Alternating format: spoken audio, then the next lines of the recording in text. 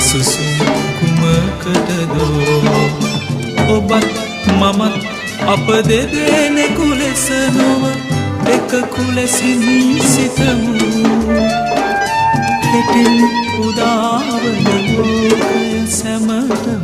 සුවදායක කරමු හෙටින් උදාවන ලෝකය සැමටම සුවදායක කරමු